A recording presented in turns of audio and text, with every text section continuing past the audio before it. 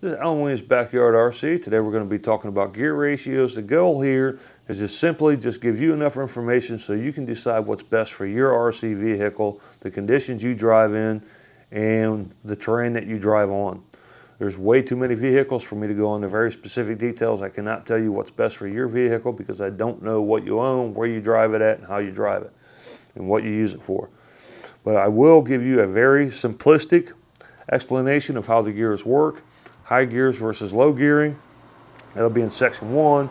Section 2, I'm going to grab my camera. We're going to go out back and I'll point some stuff out and what I personally use on my vehicles for where I drive at.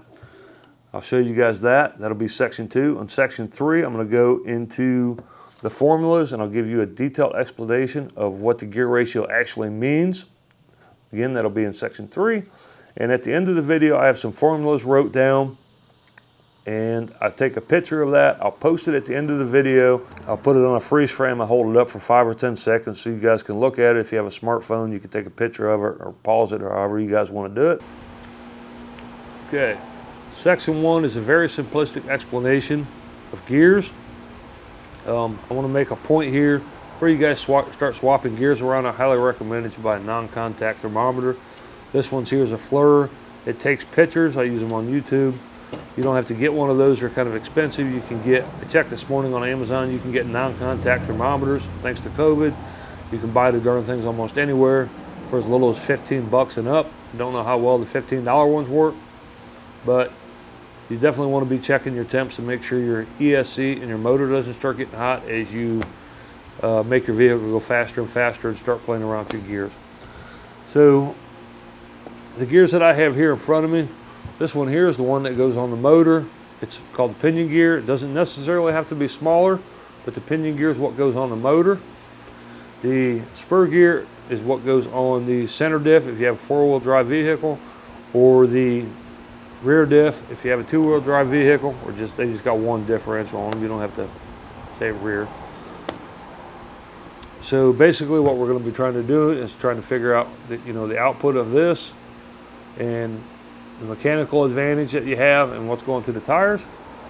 So the easiest way, and I also want to explain some terminology here real quick.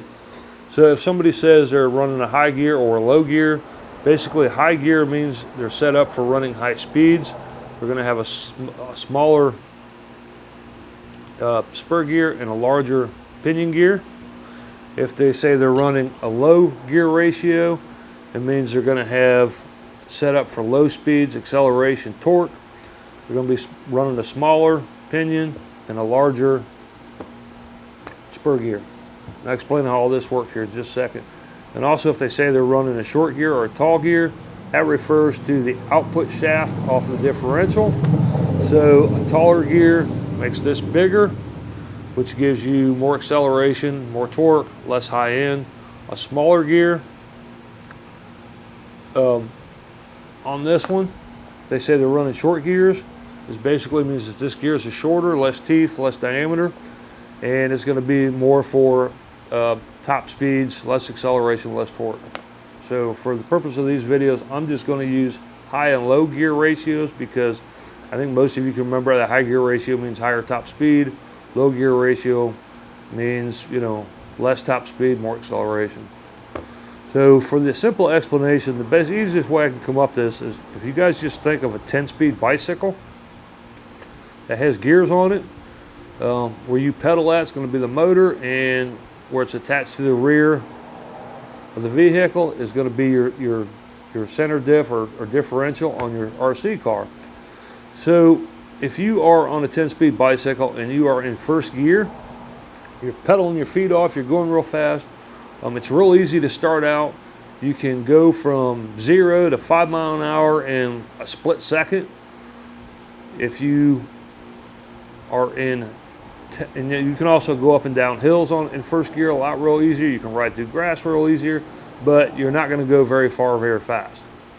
So if you switch it over to 10th gear, it's a lot harder to start out. It takes you a lot longer to get up to acceleration. And if you're out in the country and you're zooming along, you can get some pretty good speed off a 10-speed bike in 10th gear.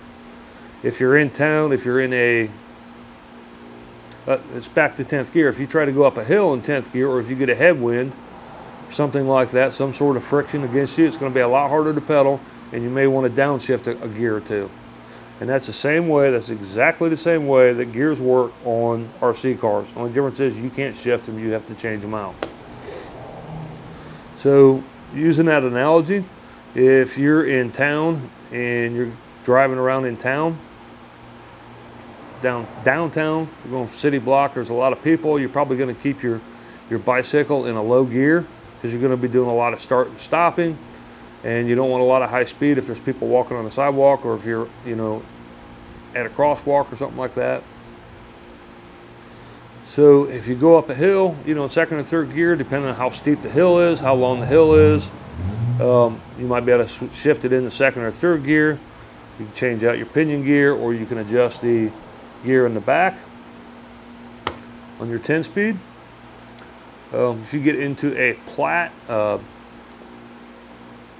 a residential neighborhood, you might be, if it's flat ground or whatever, you might be using, you know, 5th or 6th gear or something like that, where you're not doing a lot of starting and stopping, there's not a lot of traffic, you're trying to get a halfway decent amount of speed, not going up and down hills. That's what your mid-range gears are for.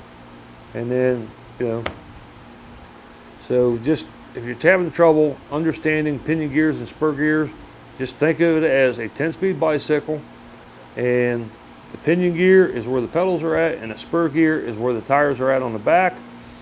And if you just kind of go look at a bicycle and take it for a drive, shift gears, that's exactly the same way a pinion gear, spur gear, and gear ratios work. So we'll grab the camera, we'll go out back, and I'll show you my track. I don't need a lot of acceleration because I've already got speed coming off the corner. I need the high speed down through here on the straightaway, not necessarily where the ramp's at, but I can get some good speed there. I'm slowing down coming up around the corner, but I'm not coming to a complete stop. I'm going up a small hill here, and then down a long straightaway. For something like that, I would use mid-range gearing. And now if I do the road course, obviously it's just the opposite. I come down here, I take a short, sharp turn right here, come back up another corner that's not banked, it's a slow speed corner, another U-turn, back around here, and another U-turn, back up over the ramp, and back up over here. For that I use low gearing because there's a lot of acceleration, a lot of torque, a lot of starting and stopping. On the other end of that, if that was asphalt out there, I would do long straight runs on my vehicle. I would have a high gear ratio in there for high speed. Of course, that's grass. If I was on doing my stunt ramp here, you can see it's got a pretty sharp incline there, and I don't have a lot of space here to get accelerating, and you can see it's in grass. So for something like that, I'd use a low gearing ratio to give me a good acceleration off the ramp, get height up here, give me some torque in the air so I can control my vehicle a little bit, and then of course land down here. That's a very good example of where you would use low gears. So yeah, that's basically about the gist of it. If you're going to be doing a lot of high-speed runs, large parking lots, then you use tall gears for the high speeds that you see on YouTube. So we'll get on and back in here. I'm probably pointing into the sun, but we'll get back in here and we'll go into section 3, and we'll go into more details on the formulas and the math and all that fun stuff. All right, this is section 3, and basically we're just gonna determine the speed of your motor. I'm going to show you guys the formula for that, explain the formula for gear ratios, and at the end all you're trying to determine is how many rounds per minute your motor's turning versus how many rounds per minute your tires are turning. That's the whole point of figuring out gear ratios. It has to do with acceleration, torque, and high-end speed. So I'm going to switch over to a chart that I have here, and at the end of the video I'm going to post this chart on the end, so stay tuned for that. I'll freeze it and I'll have it up for 5 to 10 seconds so you guys have plenty of time to get a screenshot on it. So we'll get right into it. I'll be putting the formulas up here as we go, just so you can follow along with me. A lot of numbers here, so that's why I'm using this chart I got. you need to know your motor KV rating. I'm using my Traxxas Slash. It's a brushless VXL system. It happens to be 3500 kV. You're going to multiply that times the voltage on your battery. So basically what your KV rating means, real quick before I get too far ahead of myself. So KV, 3500 kV, is basically how many rounds that motor turns per volt. So 1 volt, if I use a 1 volt battery, that motor would turn 3,500 RPMs a minute. So basically all you're doing is you're taking your motor KV rating and you're multiplying that times whatever battery you use. In this case, I happen to be using 3S. It's 11.1 volts. So you just multiply 11.1 volts times 3,500, and that gives me rounds per minute. In this case, it gives me 35,850 RPMs for this Traxxas Slash. That's in the perfect world. There's a lot of things that affect that. You're going to lose efficiency through heat. You're going to lose efficiency through friction in your gearing, depending on what kind of road. The motor's really not going to turn that fast at the end, but this is in a perfect world, which we know we don't live in. So if I was using a 2S battery, it's a 7.4 nominal volts on the battery. The RPMs would be going at 25,900 RPMs. On 2S batteries, you can say there's quite a bit of a difference there between 2S and 3S. That's how you determine the RPMs of your motor. Real simple.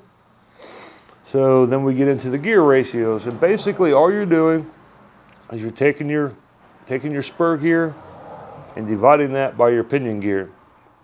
In this case here, it's a 54 tooth spur gear and a 13 tooth pinion gear. That's going to give me a gear ratio of 4.15. You just simply 54 divided by 13, that's the formula. Okay, so that gives me a gear ratio of 4.15. For my mid-range that I use when I'm doing the ovals, for when I'm racing, or if I'm out at the city park and I'm on a ballpark or in a parking lot and I'm doing a lot of turning, I'll put in my mid-range gears, and for that I use a 15 tooth pinion gear and a 52 tooth spur gear. That gives me a gear ratio of 3.46. And if I wanted to go out in the country and I wanted to do some speed runs where I'm in a large parking lot, I would use a smaller spur gear, a larger pinion gear. This happens to be an 18 tooth and a 50 tooth. And that gives, and again, you're just dividing, you're taking your spur gear and dividing it by your pinion gear, and that gives me a gear ratio of 2.77. Now that I know what that is, I can determine the output going to my tires. Okay, for that, we'll just stick with the 2S battery, and I'll go over the numbers here real quick, and I'll put them up as a screen as I read them off. So a 2S battery with the gear ratios that I mentioned above, the gear ratios for the 13 tooth pinion, 54 tooth spur gear with the 4.15 gear ratio.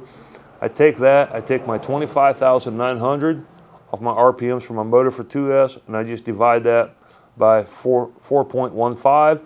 It gives me 6,240 RPMs a minute on my RC car going to the tires. If you have other gearing in here, that will affect it. You have to do the gear ratios for all the gears. But for this case, I simply get 25,900 RPMs. I got a gear ratio of 4.15. My tires will then turn 6,240 rounds per minute. Now, other things taken into consideration, that if I'm driving it through grass, there's going to be additional friction, the weight of the motor, heat. There's efficiency loss in the system. I'm not calculating for that. This is just the formulas. So circumstances like that, again, is good for acceleration, it's good for torque. Doesn't go very fast in the end if I'm driving in a wide open park. So I'm going to switch over to 3S here. I'll do the same formula for 3S. I'll put that up there. I'll put all the formulas up for all the gears that I mentioned. I'm not going to go through each one of them. I'll just post them. So now I'm doing the 3S. 3S, the RPMs for my motor is 35,850. I divide that by 415 because I'm still using my 13 and my 54 tooth pinions here. So I get 35,850 RPM. I divide that by 4.15. My output is then going to my tires. It's 8,638. And you see that's a big difference. It's almost 2,400 RPM difference between 2S and 3S. Basically, that is gear ratios in a nutshell. Hope I didn't bore you too much when I got to the math part of it. Thank you guys for watching. I hope you enjoy your hobby. Whatever it is you guys do, whether it's crawling or whatever, enjoy it, have fun, and thank you for watching.